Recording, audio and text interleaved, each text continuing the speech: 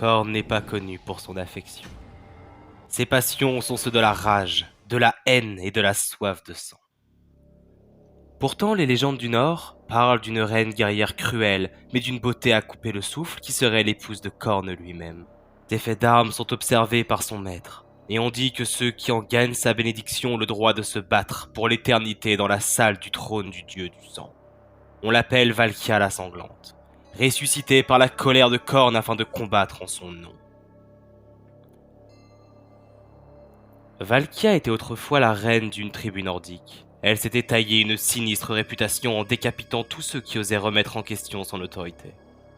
Cette habitude plut à Khorne, d'autant que Valkia avait dans la foulée éliminé bon nombre de champions des autres dieux, notamment Losephax, un prince démon de Slaanesh.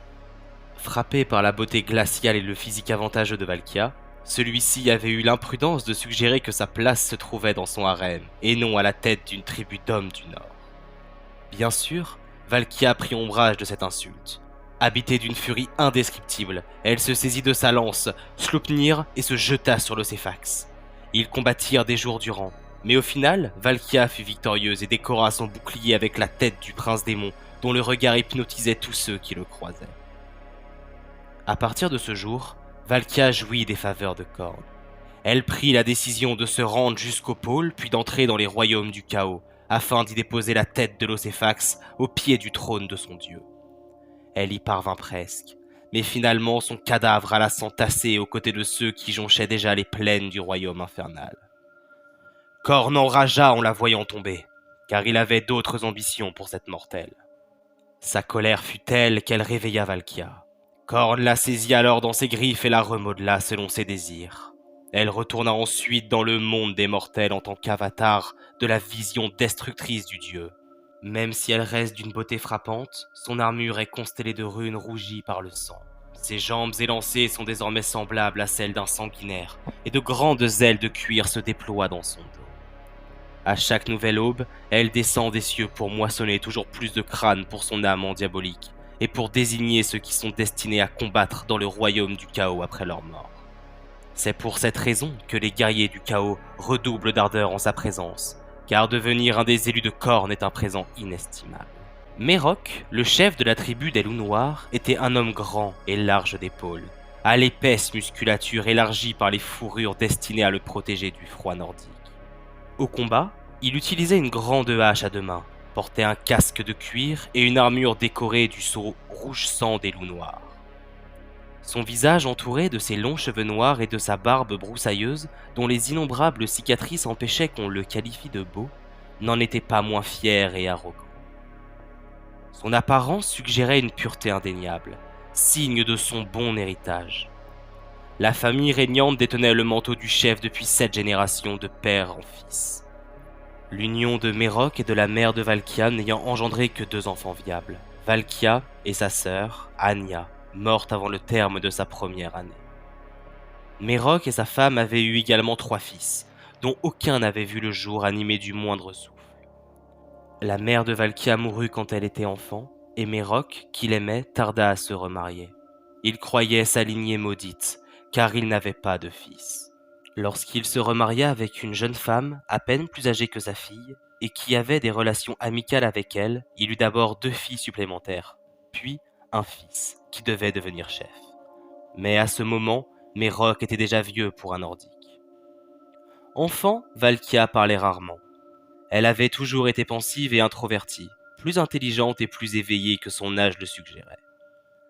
La mort de sa mère de la main de l'ennemi l'avait affectée, mais avec le pragmatisme commun au sien. Elle l'avait supporté stoïquement.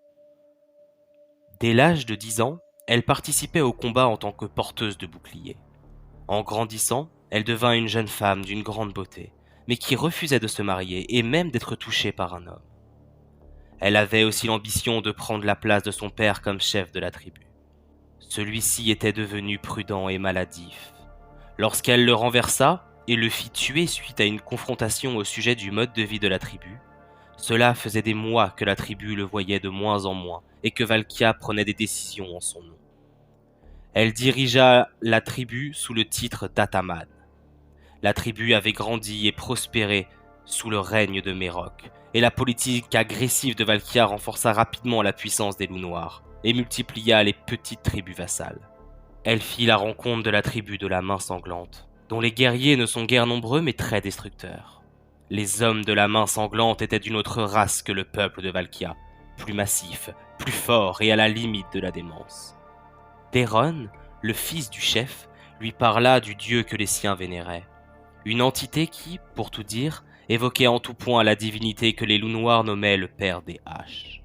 Un dieu antique et féroce, dont la soif de sang reflétait la violence impitoyable de ses adeptes. Valkia fut immédiatement convertie au culte exclusif de ce dieu, et elle entraîna sa tribu avec elle. Pour renforcer les liens avec la main sanglante, Valkia épousa Déron, et ils eurent 2 enfants, des jumelles, avant qu'elle ne le tue. Au bout du compte, les guerriers frénétiques de la main sanglante furent simplement absorbés par la communauté des loups noirs. Pendant que ces filles grandissaient, la tribu des loups noirs se firent une réputation de guerriers implacables et avides de tuerie. L'équilibre des pouvoirs dans le nord s'était modifié, et Valkia faisait désormais partie des plus puissants seigneurs de guerre. Par conséquent, il était très intéressant de devenir son allié. Elle avait depuis longtemps cessé de solliciter les autres tribus, pour qu'elles lui prêtent allégeance. Désormais, c'était à ces dernières de venir la supplier. Reine Valkia devint la formule usitée et correcte pour s'adresser à elle, et son trône était orné de crânes, car Valkia avait jugé bon d'en faire l'emblème de sa politique coutumière, qui consistait à exhiber les cadavres des traîtres et des félons autour du camp.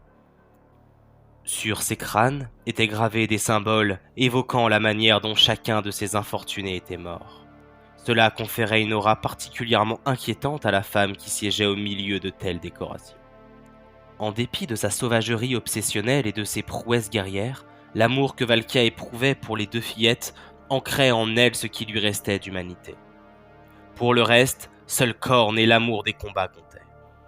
Enfant, elle avait aimé son père, avant de le mépriser adulte parce qu'il était devenu faible. Elle n'avait jamais aimé son frère et ses sœurs et ne supportait pas son mari. C'est en l'an 1396 que les races civilisées du Vieux Monde sont entrées en contact avec Valkia pour la première fois, lorsqu'elle s'attaqua à la forteresse naine la plus septentrionale. Les positions des nains sont prises une par son armée de tueurs psychopathes. Valkia ordonne à ses hommes d'écarteler les cages thoraciques, de mettre à nu les cœurs et d'étaler les poumons des défenseurs tués lors d'un rituel nommé le corbeau de sang, car les victimes semblaient porter des ailes charnues. Cette attaque audacieuse fit de Valkia la sanglante un sujet de crainte parmi les peuples civilisés. Mais au sein des violentes sociétés nordiques, sa réputation était déjà notoire.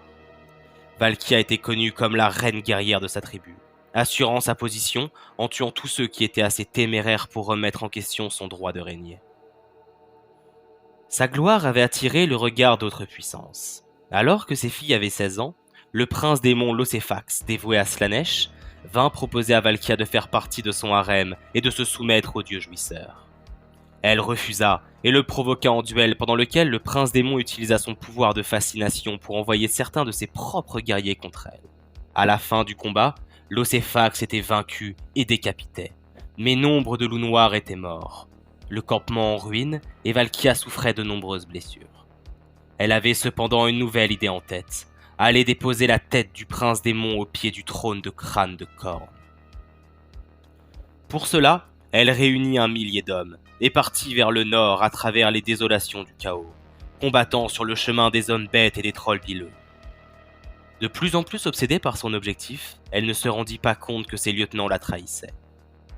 Près de la moitié de l'armée, sous les ordres de son demi-frère, Edan, fit demi-tour à mi-chemin. Lorsqu'elle arriva jusqu'au grand escalier de pierre au sommet duquel trône un portail vers les royaumes du chaos, le reste de son armée l'abandonna, et un seul homme, Cormac, combattit avec elle les démons de Slaanesh qui finirent par la vaincre au pied du portail. Son armée retourna au camp des loups noirs. Mais à la mort de Valkia, tout près du but, Khorne réagit avec fureur, dispersa les démons de Slaanesh et envoya ses héros chercher le cadavre de sa championne. Dans son royaume, il la ressuscita, la transforma et reforgea ses armes et armures. Le temps ne s'écoule pas de la même manière dans les royaumes du chaos. Il est donc difficile de dire combien de temps passa pour Valkia. Elle combattit les démons des autres dieux et repassa le portail 10 ans plus tard. Elle avait changé, n'ayant plus d'amour pour personne sinon Khorne.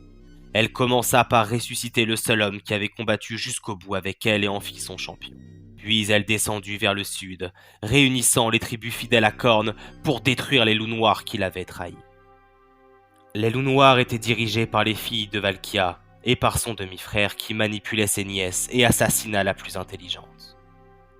Ils étaient revenus au culte des quatre et périclitaient suite aux rébellions de la majorité des tribus vassales. Les filles de Valkia n'étaient pas aussi bonnes stratèges que leur mère, et leurs guerriers étaient de moins en moins nombreux. La tribu était donc incapable de résister à l'attaque de l'épouse de Khorne, qui vaincut sa fille en duel et la jugea digne d'avoir son crâne présenté au dieu du sang et massacra son demi-frère Félon. La tribu fut massacrée, détruite et oubliée. Coupée de la dernière chose qui la raccrochait à l'humanité, Valkia passa les siècles suivants à courir de massacre en massacre. Pendant la fin des temps, elle mena l'assaut contre Nagaroth et fut vaincue par Malekith dans un duel aérien. Elle a visiblement survécu à sa chute, puisqu'elle trouva son destin au cours du siège d'Averheim, où Ludwig l'empala sur la hampe de l'étendard de l'empereur.